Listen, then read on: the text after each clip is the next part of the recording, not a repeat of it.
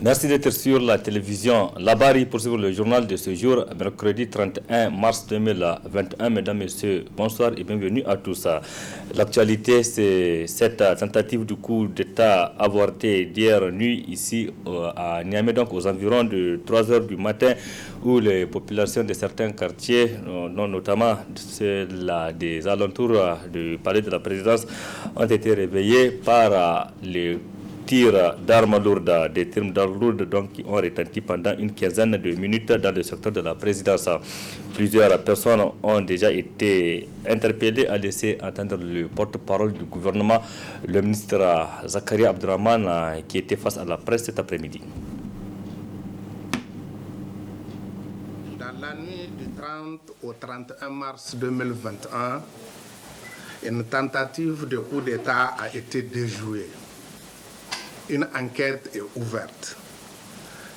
Les investigations se poursuivent pour identifier et interpeller les auteurs et leurs complices afin de les mettre à la disposition de la justice. Il en est de même pour le commanditaire interne et externe. D'ores et déjà, plusieurs personnes en lien avec cette tentative de coup d'État sont interpellées et d'autres activement recherchés. Le gouvernement condamne cet acte lâche et rétrograde, voulant mettre en péril la démocratie et l'état de droit dans lequel notre pays s'est résolument engagé, comme l'attestent les dernières élections démocratiques, libres et transparentes, saluées par l'ensemble de la communauté nationale et internationale. Le gouvernement tient à féliciter la garde présidentielle et les autres forces de défense et de sécurité pour leur prompte réaction, témoignant ainsi de leur loyauté et de leur fidélité vis-à-vis de la République. Par ailleurs, le gouvernement informe la population que la situation est totalement sous contrôle et l'invite conséquemment à vaquer normalement à ses occupations quotidiennes. Que Dieu bénisse le Niger et son peuple. Je vous remercie. Voilà, c'était là donc le communiqué de presse rendu public cet après-midi par le gouvernement à travers son porte-parole, le ministre Zakaria Abdraman, par rapport à la tentative avortée du coup d'État hier à Niamey. Conséquence de cette situation, plusieurs passagers qui devraient quitter Niamey ce matin se sont vus bloqués au niveau de la sortie de la ville de Niamey. Ce sont des dizaines de véhicules et de bus de transport qui ont été immobilisés. Réaction dans cet élément avec nos confrères du studio Kalongo. Wallahi za sabtar ine wata kunno sibisa ai wata ma kuli ne wallahi bo sibisa mu ne so rigina ne ko zerdin fonda ta bisa abinda so kan midi ne abinda so ai go en passage ko harano tun cikin dare ya kamata a ce mun shiga to an tsaya mu tun karfe 3 na dare kadiba yanzu karfe nawa ake saboda Allah to wajen karfe 12 na rana har yanzu ba labari tunda ai doka ce an tsaya mu bayan da rami kenan dole ne mu hakuri mu bi su saboda su ne shugabanni su ne wakilai masu dai bada umarni iri mandu labari zamir mandu bakkan salangir sai iri dai no go mo te gair kai bore banda burkuno busko ka manin ko ka knaifu mo ambo ne de jirbe ne matku kan tele mo ba te jirbe kan mo tarasara amma kom jine ko igba de ngai jina ngai mi ngai jina akani se. Après plus de 40 ans d'exploitation, la compagnie minière d'Akuta, la mine donc de la Kominaka située à Arlit dans la région d'Agadez, a officiellement fermé ses portes ce 31 mars 2021, comme annoncé par la société française Orano en 2019. Conséquence de cette décision, des centaines de chefs de famille ont perdu leur emploi. Précision dans cet élément. 1914 que la compagnie minière d'Akuta Kominak, qui exploite un gisement d'uranium situé à environ 250 mètres de profondeur, a été créée à la suite d'un protocole d'accord entre la France, le Japon et le Niger. Il a fallu 4 ans après, c'est-à-dire en avril 1978, que l'extraction du minerai uranifère débuta. Le minerai d'uranium est extrait des mines d'Akuta situées à quelques kilomètres de la ville d'Arlit, une des plus grandes mines d'uranium souterraines au monde. Le minerai est traité sur place dans l'usine qui produit un concentré d'uranate de magnésie à environ 75% d'uranium. La mine de la Cominac est exploitée depuis environ plus de 40 ans par Areva qui changea de nom pour devenir Orano. Le fonctionnement de la mine de la Cominac est assuré par un personnel composé essentiellement des Nigériens, notamment des ouvriers et des cadres estimés à plusieurs centaines. Ainsi, après l'épuisement de la mine, en octobre 2019, Orano a annoncé la fermeture de la mine de la Cominac pour le 31 mars 2021. Donc ce mercredi 31 mars 2021, c'est la date butoir. La compagnie a fermé ses portes avec toutes les conséquences sur les centaines d'agents et sous-traitants. Des conséquences qui vont également se répercuter sur les activités socio-économiques de la population de la ville d'Arlit exposée à des risques de radiation. Il faut préciser que le capital du désormais ex-Cominac est estimé à plusieurs milliards de francs CFA, détenu à hauteur de 34% par Orano, 31% par la Société du patrimoine des mines du Niger Sopamine, 25% par la société japonaise URD et 10% par la société espagnole Enusa. Puis, la décision de fermer la mine de la Cominac, dont les conséquences pourraient être de plusieurs ordres, a été vivement critiquée par les citoyens que je vous propose de suivre. Par rapport à la Cominac, retenez que c'est tout simplement le rêve de tout un peuple qui va s'envoler. C'est la vie de toute une population, c'est l'histoire de toute une population qui va s'envoler. Mais quand on regarde au plus profond et qu'on se pose les questions, quelles seront les conséquences, on se dit clairement que les premières conséquences auxquelles il n'y a que Dieu pour y remédier, c'est les conséquences sanitaires, les conséquences écologiques. Parce que voilà, c'est un demi-siècle d'exploitation d'uranium, c'est un demi-siècle d'exposition d'une population aux effets de la radiation et tout ce qui va avec. Et lorsqu'on regarde, on voit que la société ne s'engage à prendre en charge que les employés directs. Et on oublie qu'à côté de ces employés directs, il y a des milliers de sous-traitants qui sont là.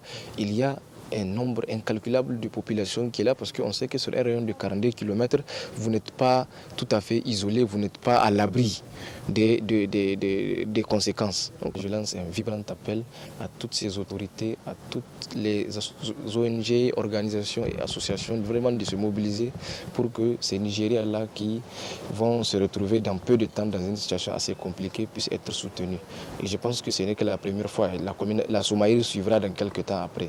Tant qu'on va continuer à observer, à se dire que c'est chez les voisins que ça arrive, c'est pas chez moi, ça serait compliqué vraiment. C'est vraiment touchant, étant un ressortissant d'Arlit, parce que nous le savons tous, que quelque part, beaucoup vont souffrir. Nous, vraiment, la jeunesse, surtout la jeunesse ressortissante d'Arlit, nous avons fait de notre mieux l'année passée. Et nous avons fait beaucoup de points de presse qui cadrent vraiment avec cette fermeture, qui nous avons été lâchés par nos frères, si je peux le dire, nos frères ressortissants, les syndicalistes d'ailleurs les syndicalistes de cette filiale de la Cominac, qui vraiment n'étaient pas du tout, si je peux le dire, contents. Et moi, je pense qu'étant tous des Arlitois, le devoir, quelque part, nous revient de droit aussi, là, de dire la vérité face à ces injustices, si je peux le dire. Les conséquences sont néfastes, les conséquences sont nombreuses du point de vue économique, social, culturel et environnemental. Économique, pourquoi? Parce que fermer la Cominac, c'est comme si c'est fermer une partie de l'économie nigérienne. Parce qu'à un moment donné, les minéraux ont apporté pas mal dans les PIB de notre pays. Et étant géographe, peut-être je vais m'apaisantir sur le plan écologique que cela peut engendrer. Et bien avant que la réalisation ou l'exploitation ne commence, il y a eu ce qu'on appelle étude d'impact environnemental. Étude d'impact environnemental sous-entend que tous les paramètres environnementaux, les paramètres sociaux, les paramètres culturels seront pris en compte pour qu'ils ne soient pas, pour atténuer les problèmes auxquels ils feront face. Aujourd'hui, la Cominac sera fermée. Je suis convaincu que les terres sont dégradées et ce serait un rayon de 50 km, je pense, si je ne me trompe pas. Ces terres aujourd'hui sont laissées à la merci de l'érosion éolienne, chose qui va fortement engendrer des conséquences négatives sur l'environnement. Des espèces végétales qui ont disparu, qui ne seront pas, je ne pense pas qu'elles seront réhabilitées, je ne pense pas si l'état de la carrière sera encore ramené à son état initial. C'est une perte en tant que géographe, c'est une perte sur le plan écologique, c'est une perte sur le plan social aussi, si je peux m'exprimer ainsi. Parce que, et quelqu'un vient de le dire tout de suite, il y a ceux qui travaillaient là-bas, qui tiraient leurs revenus là-bas, et aujourd'hui la compagnie est fermée, ce qui veut dire que leurs ressources, leurs revenus sont aussi fermés.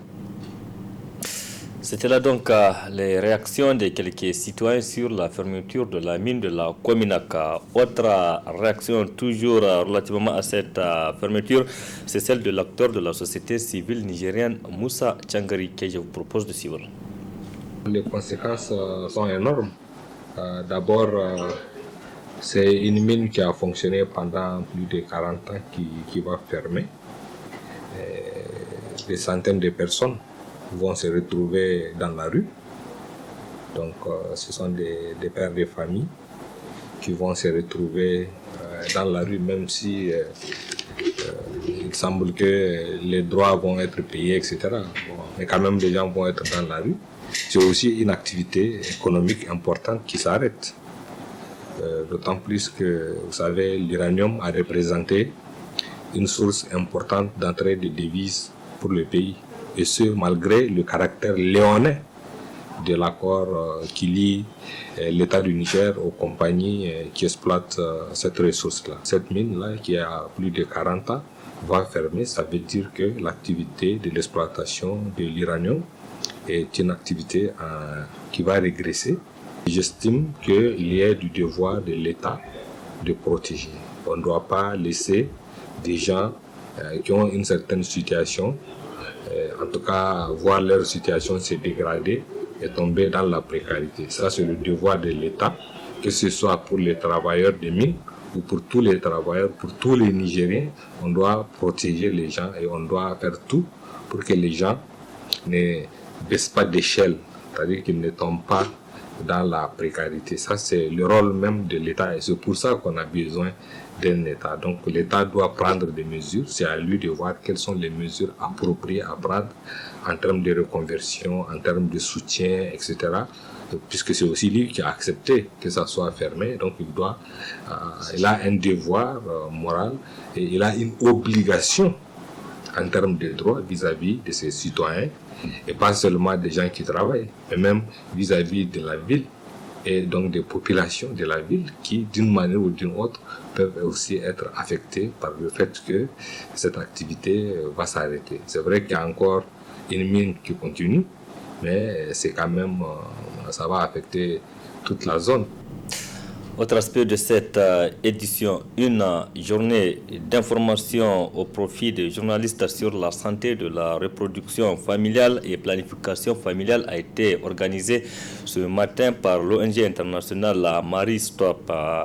Une journée, une cérémonie de remise des cliniques de planification, des fiches cliniques de planification familiale qui ont été remises donc à la direction régionale de la reproduction familiale. La précision, Asma Oseidou et Chebou Guissou. 70 000 fiches cliniques de planification familiale, c'est le nombre de lots offerts par l'ONG internationale Marie Stop à la direction de la santé de la reproduction. Un don qui intervient après une journée d'information sur la santé de la reproduction familiale et planification familiale au profit des hommes de médias. L'objectif principal de Marie Stop, c'est d'apporter aux femmes et aux adolescentes qui en ont le plus besoin des services de santé sexuelle et reproductive de qualité. Renseigner, si vous voulez, de recenser toutes les femmes qui passent au niveau des services de planification familiale.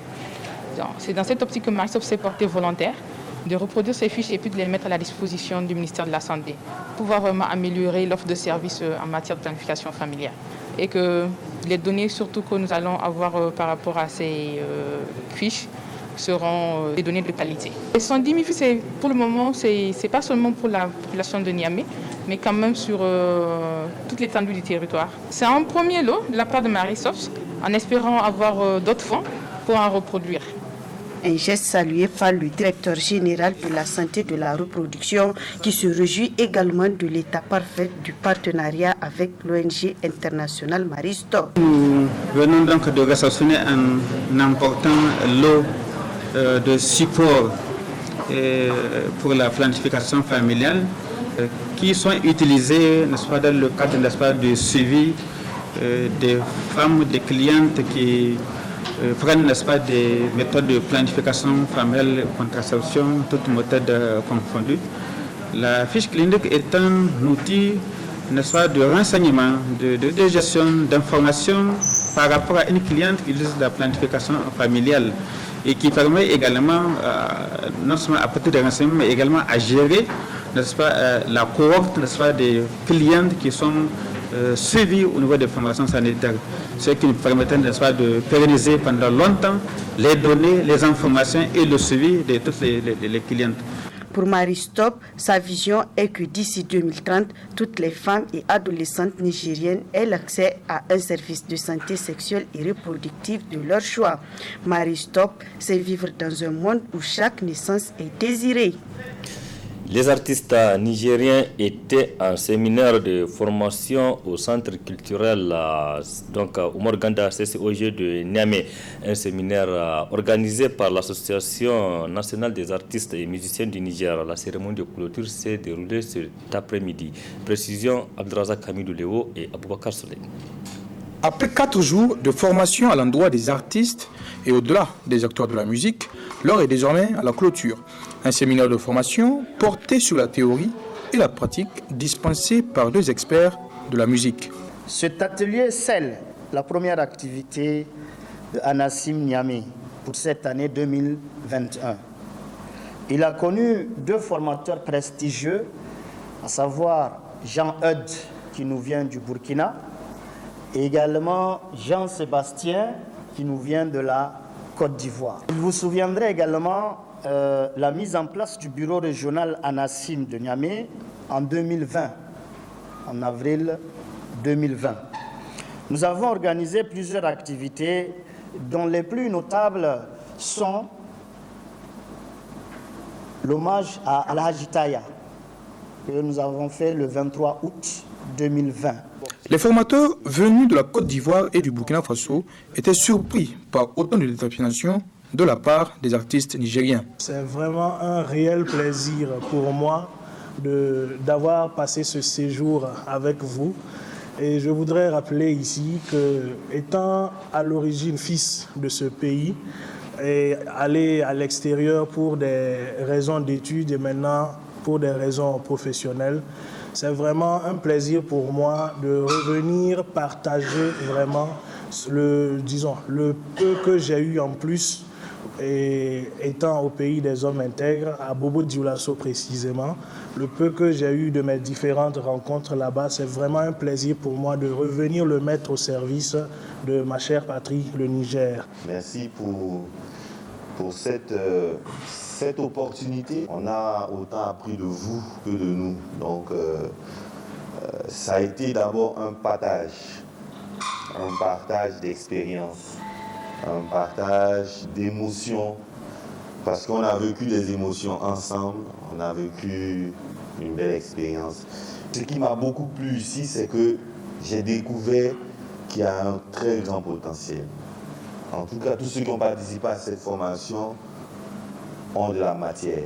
Une cérémonie de clôture avec la présence du représentant du ministre de la Renaissance culturelle, des arts et de la modernisation sociale. Pour que la musique nigérienne pénètre le marché, il faudrait une prise de son de qualité à travers des studios qui ont toutes les compétences requises.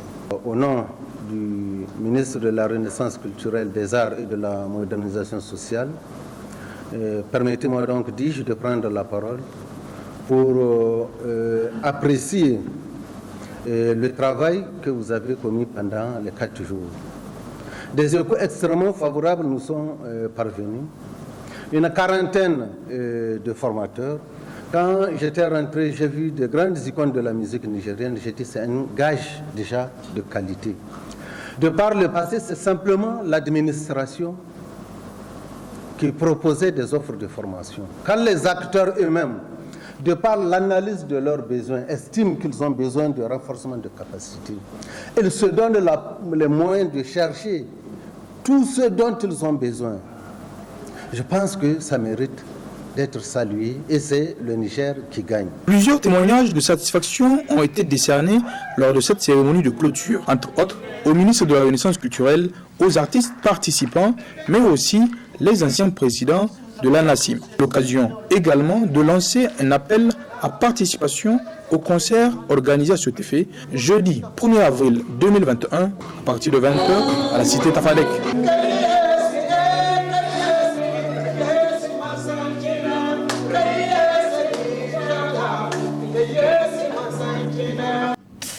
Voilà, place à présent à notre rubrique hebdomadaire, la chronique judiciaire.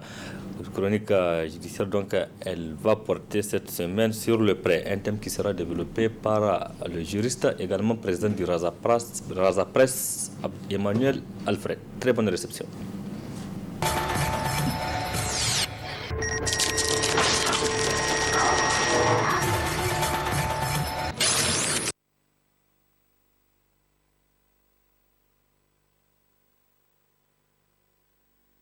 Le prêt est, si vous voulez, un contrat qui est beaucoup utilisé dans la société pour permettre aux uns et aux autres de disposer ou bien de jouir des choses d'une manière ou d'une autre. Donc c'est une action qui est prévue par, ou bien c'est un contrat qui est prévu par le Code civil. À ce sens, le prêt est défini comme un contrat par lequel l'une des parties, le prêteur, met à la disposition de l'autre, l'emprunteur, une chose pour son usage à charge de restitution. Donc le prêt, c'est ce contrat par lequel une personne met à la disposition de l'autre un bien à charge pour la dernière de restituer la chose. C'est le contrat de prêt. Au terme de l'article 1875 du Code civil, le prêt à usage ou commoda est un prêt ou bien est un contrat par lequel l'une des parties livre une chose à l'autre pour s'en servir à charge pour le preneur de la rendre après s'en être servi. Donc, nous sommes en face ici d'un contrat dans lequel une personne qui est l'emprunteur prend un bien qui ne lui appartient pas logiquement pour un usage auprès du propriétaire qui est le prêteur, à charge pour l'emprunteur de restituer la chose après usage. Donc, dans ce contrat, nous voyons quelques attributs du droit de la propriété qui ressortent. Dans le droit de la propriété, ou bien quand vous avez le droit de la propriété, vous avez le droit de jouir d'une chose, d'abuser de cette chose ou l'aliéner, et vous avez le droit, si vous voulez, de la détruire tel que vous le voulez. Mais quand vous prêtez, ou bien quand vous empruntez une chose, vous n'avez pas tous ces droits. Parce que le bien n'étant pas votre propriété, là vous n'avez que le droit de jouissance à ce niveau. Vous n'avez pas le droit d'aliéner la chose, de la détruire ou de la vendre, parce que la chose n'est pas votre propriété. Mais plutôt, vous avez que le droit de jouir de la chose. Donc, c'est en sens que le contrat de prêt est un contrat complexe au niveau des parties. Donc, quels sont les droits de l'emprunteur et ses obligations, et quels sont les droits et les obligations du prêteur? Chacune des parties, et l'emprunteur et le prêteur, ont tous des droits et des obligations dans le cadre du contrat de prêt. Alors, s'agissant de l'emprunteur, là, il y a deux points qu'il faut préciser. Premièrement, c'est que l'emprunteur a le droit d'user de la chose telle que nous l'avons dit tout à l'heure, et il a également le droit au remboursement des dépenses. Qu'est-ce que cela veut dire? Quand vous empruntez un bien quelconque, prenons l'exemple d'un véhicule. quand vous empruntez un véhicule pour vous en servir, eh bien, vous avez le droit d'user de ce véhicule, de l'utiliser pour les besoins pour lesquels vous avez prêté ce véhicule. Ça, c'est un droit qui vous est reconnu de par les textes. Ça, c'est votre droit. Mais qu'est-ce qui va se passer si vous utilisez des ressources pour entretenir ce bien? Il peut y avoir des cas où, pendant que vous utilisez ce bien, eh bien, d'autres réparations nécessaires et urgentes interviennent. Donc, à ce niveau, la loi précise que, et c'est précisément l'article 1890 du Code civil qui dispose que l'emprunteur, donc la personne qui a prêté le bien, a le droit de se faire rembourser les dépenses extraordinaires, nécessaires et urgentes faites pour la conservation de la chose. Par exemple, l'achat d'une pièce de rechange. Donc, une fois que vous utilisez peut-être que le bien il est en train de se gâter, ou bien il y a en tout cas un danger qu'encourt le bien, et que vous avez engagé des ressources pour entretenir, pour sauver ce bien, eh bien, le prêteur a l'obligation de vous faire rembourser les dépenses que... Bon, quand on regarde un peu en dehors de la loi, de la pratique quotidienne, ça ne passe pas. Comment vous allez prêter mon bien et puis après vous me demandez, parce que vous avez réparé le bien, vous me demandez de vous faire rembourser? Dans la pratique habituelle, ça ne passe pas. Mais juridiquement, quand vous engagez des ressources, eh bien, l'emprunteur, le prêteur est censé vous payer les frais que vous avez engagés pour la conservation de la chose. Je suis sûr, M. Hassan, si j'emprunte votre moto ou bien votre voiture et que je l'utilise, après je viens vous dire, M. Hassan, j'ai réparé telle chose ou bien j'ai fait telle chose sur votre... Logiquement, vous allez dire, mais lui, est-ce qu'il est bien? Est-ce qu'il sait de quoi il parle? Moi, je vous donne mon bien. Donc, naturellement, dans la société, ce sont ces conceptions. Mais juridiquement, quand vous engagez des ressources, le prêteur est censé vous rembourser les frais. Mais attention, je ne suis pas en train de parler puisqu'il y a aussi un point très important qui est celui de la responsabilité. En droit, dans le Code civil, je crois que c'est l'article 1382 qui traite du régime de la responsabilité. Il dit tout fait quelconque qui cause un dommage à autrui oblige la personne par le biais duquel il est arrivé à le réparer. L'article 1382, je pense, du Code civil. Donc, en ce sens, si en utilisant ce bien, vous causez un tort ou vous abîmez le bien, vous êtes tenu de réparer le préjudice que vous avez causé. Mais ici, ce n'est pas de cela qu'il s'agit. Ici, ce n'est pas votre responsabilité à vous. C'est des actions que vous avez engagées pour sauver justement ce bien, pour la conservation de ce bien. Vous voyez, c'est deux choses différentes. Si c'est vous qui êtes... Par exemple, vous avez un accident de circulation, ben c'est vrai, il y a la question de l'assurance. Ou bien en roulant, vous avez cogné l'engin contre quelque chose, il y a eu quelques problèmes. Vous êtes tenu de les réparer. Ça, c'est différent du fait que vous avez constaté un danger imminent qui était déjà sur le véhicule ou bien sur l'objet prêté que vous avez réparé. Donc, en ce sens, vous avez le droit d'être remboursé par le prêteur de la chose, qui demeure le titulaire des droits de propriété. Maintenant, quelles sont les obligations de l'emprunteur cette fois-ci? L'emprunteur a l'obligation de conserver et de restituer la chose et engage sa responsabilité. S'agissant de l'obligation de restitution de la chose, puisque nous avons dit que vous êtes propriétaire et que le droit de propriété appartient au prêteur, donc logiquement, après avoir fini d'utiliser la chose, vous êtes tenu de restituer la chose empruntée au légitime propriétaire. Donc, l'emprunteur a, d'une part, l'obligation de restitution de la chose empruntée. Il y a également la question de sa responsabilité. Donc, l'emprunteur engage sa responsabilité contractuelle à l'égard du prêteur et sa responsabilité délictuelle à l'égard des tiers. Si vous avez convenu d'un délai, un délai de restitution, par exemple, vous avez prêté le véhicule pour 1 semaine. À terme échu, vous êtes tenu de restituer la chose pendant cette période. Si vous ne le faites pas, vous pouvez engager votre responsabilité contractuelle à l'égard du prêteur. Parce que peut-être ce retard peut lui causer un préjudice. Ouais. Donc vous engagez votre responsabilité. Tout comme vous pouvez engager votre responsabilité délictuelle à l'égard des tiers. Si dans l'utilisation de ce bien, eh bien vous commettez un dommage au tiers. Donc là, vous êtes tenu de réparer le préjudice que vous avez commis au tiers par l'usage de ce bien.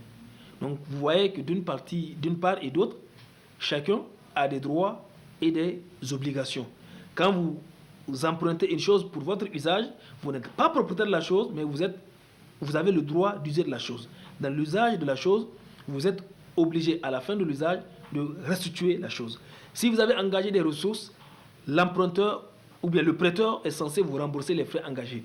Si vous commettez des dommages au tiers, vous engagez votre responsabilité délictuelle à l'égard des tiers. En ce sens, vous êtes tenu de réparer, puisque la loi dit tout fait quelconque qui cause un dommage à autrui oblige la personne par le biais duquel il est arrivé à le réparer. C'est le principe de la responsabilité.